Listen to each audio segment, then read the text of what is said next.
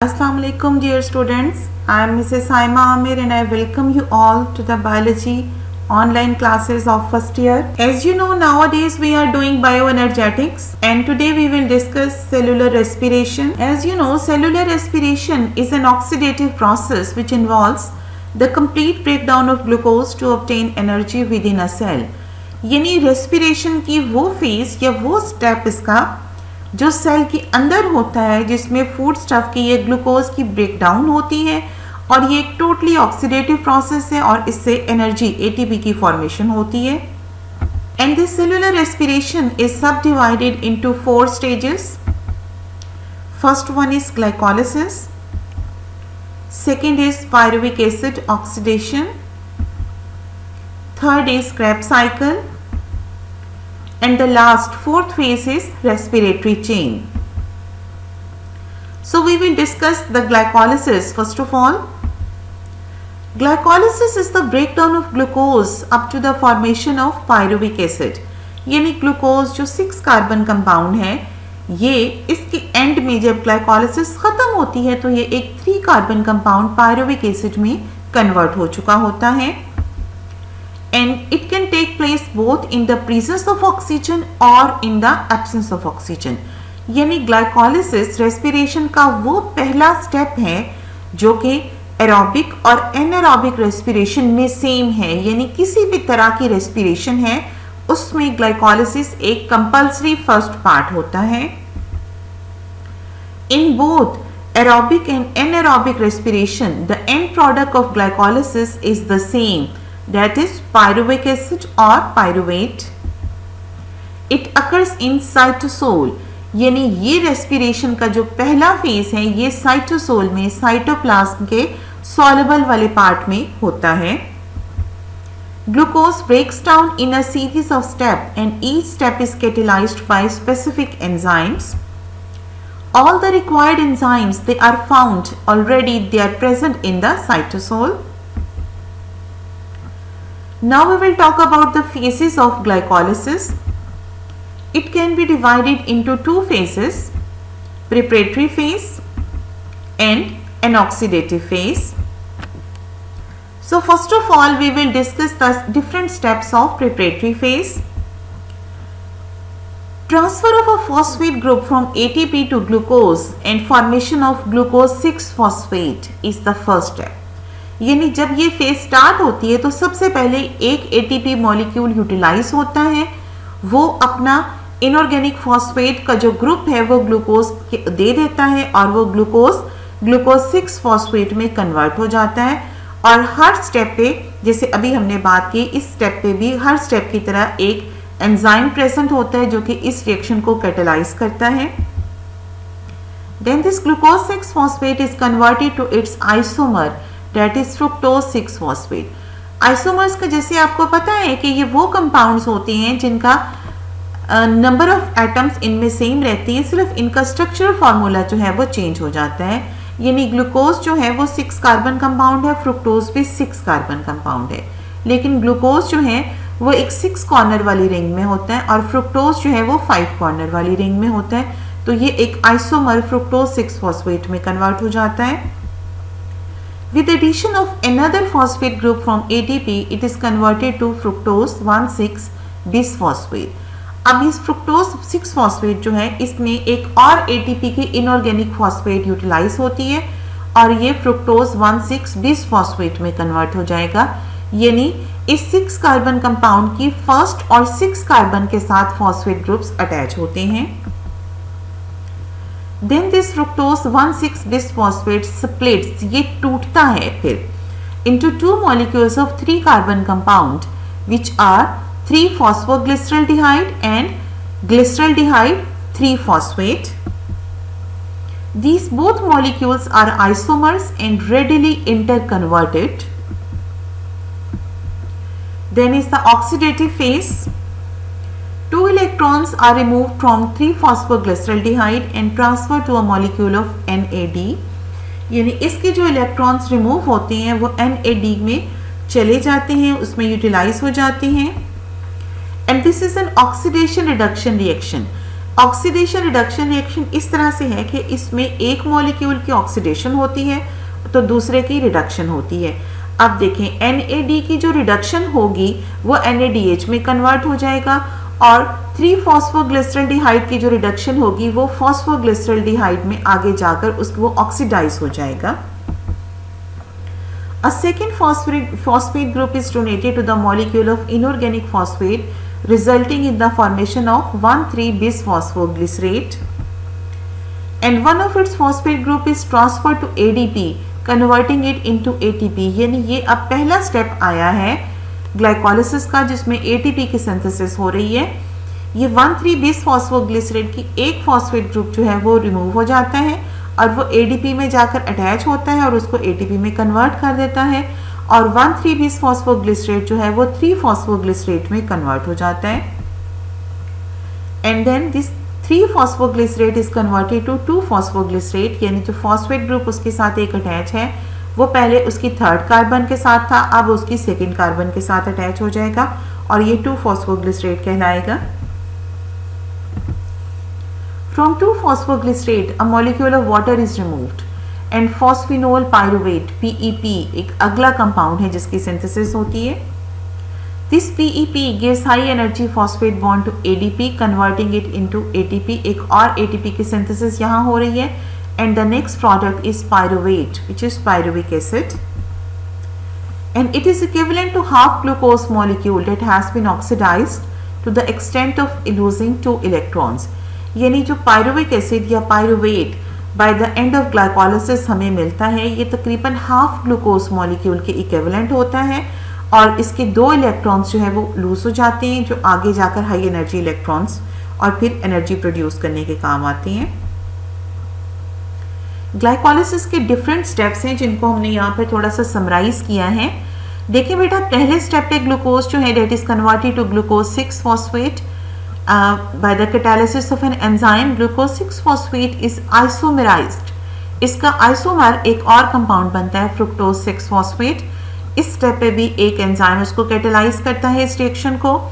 फिर ये fructose 6-phosphate जो है वो fructose 1,6-bisphosphate में कन्वर्ट हो जाता है, यानी एक और ATP इसमें अपना इनऑर्गेनिक फॉस्फेट ऐड करती है और फ्रुक्टोज 1,6-bisphosphate अब स्प्लिट होता है 2 कंपाउंड्स में, dihydroxy acetone phosphate and glyceraldehyde 3-phosphate में, जो कि रेडिली इंटरकन्वर्टेबल होते हैं। इसके बाद ये 1,3-bisphosphoglycerate में कन्वर्ट होता है। इसके 2 मॉलिक्यूल्स बनते हैं क्योंकि डाइहाइड्रोक्सी एसीटोन फॉस्फेट और ग्लिसरल्डिहाइड 3-phosphate जो है ये इंटरकन्वर्टेबल हैं। फिर ये जो 1,3-bisphosphoglycerate के 2 मॉलिक्यूल्स की सिंथेसिस होती है ये आगे जाकर बनाते हैं 3-phosphoglycerate, क्योंकि इस स्टेप पे ये इनऑर्गेनिक फॉस्फेट लूज करते हैं जो कि ATP के सिंथेसिस में यूटिलाइज होती है। और देखें 2 ATPs की यहाँ सिंथेसिस हो रही है। इसके बाद ये जो 2 मॉलिक्यूल्स 3-phosphoglycerate के होते हैं ये 2-phosphoglycerate बनाते हैं। 2-phosphoglycerate एक वाटर मॉलिक्यूल लूज करता है हर मॉलिक्यूल और इस तरह से 2 वाटर मॉलिक्यूल्स के यहाँ पे एग्जिट होता है और फॉस्फेनोल पायरुवेट के 2 मॉलिक्यूल बन जाते हैं। फॉस्फेनोल पायरुवेट ये इनऑर्गेनिक फॉस्फेट लूज करता है और आगे जाकर 2 ATP की सिंथेसिस होती है और ये फाइनल प्रोडक्ट जो ग्लाइकोलिसिस का है पायरुवेट उसमें कन्वर्ट हो जाता है। यानी ग्लाइकोलिसिस, ग्लाइकोलाइसिस, ग्लूकोज की ब्रेकडाउन, इसमें ग्लूकोज स्प्लिट होता है 2 molecules of pyruvate में। Next step is pyruvic acid oxidation, which is the second phase of cellular respiration. Pyruvate doesn't enter the Krebs cycle directly. It is first converted to a 2-carbon acetic acid molecule, and its 1 carbon is released as carbon dioxide। यानी ये जो 3 carbon compound होता है pyruvate ये as it is mitochondria की membrane को cross करके अंदर एंटर नहीं हो सकता। ये पहले एक 2 कार्बन कंपाउंड में कन्वर्ट होता है एसिटिक एसिड में। इसकी एक कार्बन जो है वो कार्बन डाइऑक्साइड के तौर पे रिलीज हो जाती है। Acetic acid on entering the mitochondrion unites with coenzyme A and there is synthesis of acetyl coenzyme A. In addition, more hydrogen atoms are transferred to NAD। ये देखिए पायरुविक एसिड ऑक्सीडेशन के process को हम इस तरह से summarise कर सकते हैं कि पायरुवेट या पायरुविक एसिड जो हैं वो एक कार्बन डाइऑक्साइड रिलीज करता है, यानी उसकी एक कार्बन रिलीज हो जाती है। कोएंजाइम ए उसके साथ कंबाइन करता है और जो उसमें से इलेक्ट्रॉन्स या हाइड्रोजन रिलीज होते हैं वो NAD को NADH में कन्वर्ट करने के काम आते हैं और एसिटाइल कोएंजाइम इसका एंड प्रोडक्ट होता है। Then this acetyl coenzyme A enters the Krebs cycle. Acetyl coenzyme A then enters a cyclic series of chemical reactions during which oxidation reaction is completed. It is called Krebs cycle after the name of a biochemist who discovered it. The first step in the cycle is the union of acetyl coenzyme A with oxaloacetate to form citric acid. यानी जब acetyl coenzyme A Krebs cycle में enter होता है तो सबसे पहले जो compound उसके साथ मिलता है वो ऑक्सैलोएसिटिक एसिड या ऑक्सैलोएसिटेट होता है। ये उसके साथ यूनियन करता है, उसके साथ मिलता है। अब देखें, एसिटाइल कोएंजाइम ए है एक 2 कार्बन कंपाउंड, ऑक्सैलोएसिटेट होता है एक 4 कार्बन कंपाउंड। ये दोनों कंपाउंड्स जब मिलते हैं तो एक सिट्रिक एसिड, एक सिट्रेट बनता है जो कि 6 कार्बन कंपाउंड है। इसीलिए क्रेब्स साइकिल को सिट्रिक एसिड साइकिल भी कहा जाता है, क्योंकि इसमें पहला कंपाउंड जिसकी सिंथेसिस होती है that is the citrate. Then this citrate is converted into an isomer that is isocitrate. The oxidative decarboxylation of isocitrate produces NADH and carbon dioxide is released. Oxidative decarboxylation यानी isocitrate जो है अब उसकी oxidation भी होनी है और decarboxylation भी होनी है। ऑक्सीडेशन में होता ये है कि उसकी हाइड्रोजन रिलीज होती है जो कि NAD को NADH में कन्वर्ट करने के काम आती है, और जो उसकी डीकार्बोक्सिलेशन एक कार्बन रिलीज होती है वो कार्बन डाइऑक्साइड के तौर पर रिलीज हो जाती है। This results in the formation of alpha ketoglutarate, एक कंपाउंड बनता है। And this alpha ketoglutarate undergoes further oxidation and decarboxylation. The product then has 1 carbon and 1 oxygen atom less and it is succinate, एक succinic acid 4 carbon compound बन गया। 2 hydrogen atoms are removed from succinate which reduce FAD to FADH2 and it is converted to fumarate, यानी succinic acid या succinate जो है इसकी further hydrogen atom release होती है, इसकी ऑक्सीडेशन होती है और ये 4 कार्बन फ्यूमरेट या फ्यूमेरिक एसिड में कन्वर्ट हो जाता है। जो इसके हाइड्रोजन एटम रिलीज होते हैं वो FAD को रिड्यूस करके FADH2 में कन्वर्ट कर देते हैं। With addition of a water molecule fumarate is converted to malate, एक वाटर मॉलिक्यूल इस फ्यूमेरिक एसिड में ऐड होता है और ये मैलिक एसिड या मैलेट में कन्वर्ट हो जाता है। Another NAD mediated oxidation of malate produces oxaloacetate which is the original 4 carbon molecule. This oxaloacetate may now combine with another molecule of acetyl coenzyme A to enter the cycle and the whole process is repeated. अब देखिए, oxaloacetate वो पहला compound था जिसने acetyl coenzyme के साथ combine किया था।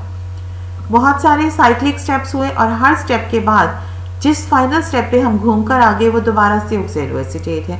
ये oxaloacetate जो है ये अब दोबारा किसी और एसिटाइल कोएंजाइम A को अपने साथ कंबाइन करेगा और दोबारा से इस क्रेब्स साइकिल को रिपीट करेगा।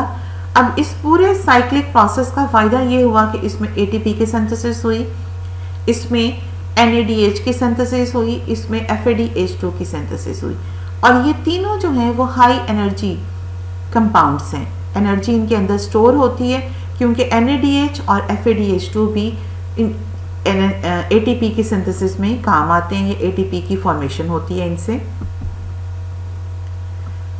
जी, क्रेब्स साइकिल को इस तरीके से हम देख सकते हैं। साइक्लिक फॉर्म में acetyl coenzyme A combines with oxaloacetate and there is formation of citrate.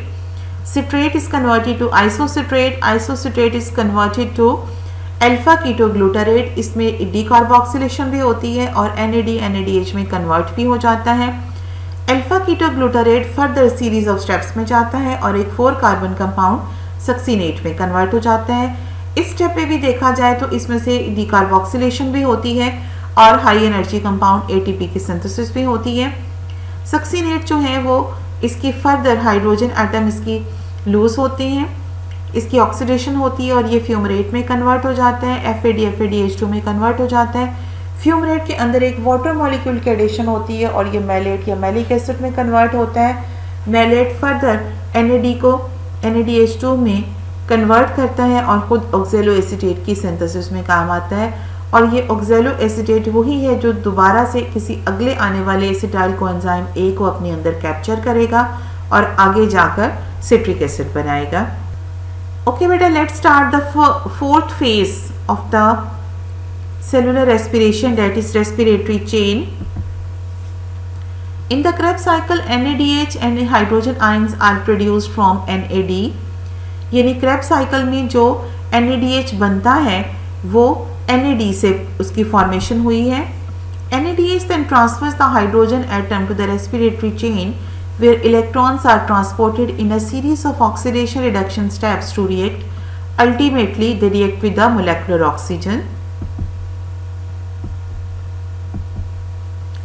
The oxidation reduction substances which take part in the respiratory chain are a coenzyme called coenzyme Q, a series of cytochrome enzymes जिनमें cytochrome B, cytochrome C, cytochrome A, cytochrome A3 शामिल होती हैं, and a molecular oxygen. Cytochromes are the electron intermediates containing heme of the related prostatic groups that undergoes valency changes of iron atom. यानी cytochrome एक protein होती है जिसके अंदर iron होता है और ये उसी तरह की प्रोटीन होती है जैसे हीमोग्लोबिन एक प्रोटीन होती है जो हमारे रेड ब्लड सेल्स में होती है। जिस तरह से हीमोग्लोबिन में हीम ग्रुप होता है डेट कंटेन्स आयरन, इसी तरह से साइटोक्रोम में भी हीम ग्रुप होता है और उसमें भी आयरन एटम शामिल होते हैं। NADH is oxidized by coenzyme Q with release of enough energy to synthesize a molecule of ATP. Coenzyme Q is in turn oxidized by cytochrome B. This is further oxidized by cytochrome C along with synthesis of an ATP molecule. यानी इसमें different steps पे ATP की synthesis भी हो रही है और electrons जो हैं वो आगे से आगे एक चेन में से कैरियर के थ्रू पास हो रहे हैं। हर स्टेप पे वो अपनी एनर्जी रिलीज कर रहे हैं जो कि ATP की सिंथेसिस के लिए इस्तेमाल हो रही है। Cytochrome C. Cytochrome C then reduces a complex of two enzymes, cytochrome A and cytochrome A3. Cytochrome A is oxidized by an atom of oxygen and the electrons arrive at the bottom of the respiratory chain. Oxygen, being the most electronegative substance, is the final acceptor of electrons. A molecule of water is produced in the end. This final oxidation provides enough energy for the synthesis of a third molecule of ATP. You can see here different steps of the electron transport chain, how the electrons are transferred from high energy level to lower energy level and they release energy step by step which is used in the synthesis of ATP. And here oxygen is the final acceptor which accepts these electrons and combines them with hydrogen ions and it results in the synthesis of a molecule of water. With this we have finished our today's lesson. Now we will have a short recap. We started with cellular respiration, then we discussed the phases of cellular respiration. In the first phase, glycolysis, we discussed the different steps which results in the splitting of glucose molecule to two molecules of pyruvic acid. Then we discussed the oxidation of pyruvic acid where it is converted to acetyl coenzyme A and this acetyl coenzyme A is able to enter the mitochondrion. Then in the Krebs cycle, when the acetyl coenzyme A enters the Krebs cycle, a molecule of oxaloacetate unites with it and converts it into citric acid. Then it goes further series of steps. Each step is yielding high energy bonds, high energy chemical compounds like NADH, FAD or ATP, and the final acceptor, which is the oxaloacetate of acetyl coenzyme A, is further produced in the end, which is again ready to capture another molecule of acetyl coenzyme A to run the cycle.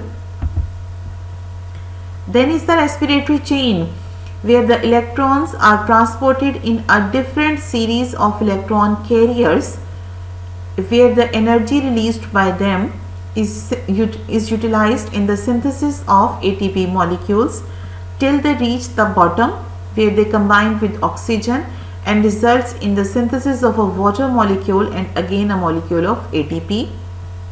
By the end of this lesson, at the end of lesson, we have made some home assignment for you. These are short questions, so find out the answers of these and write them down. Question number 1 is, why does glycolysis occur in the cytosol? Question number 2 is, why is Krebs cycle also called citric acid cycle?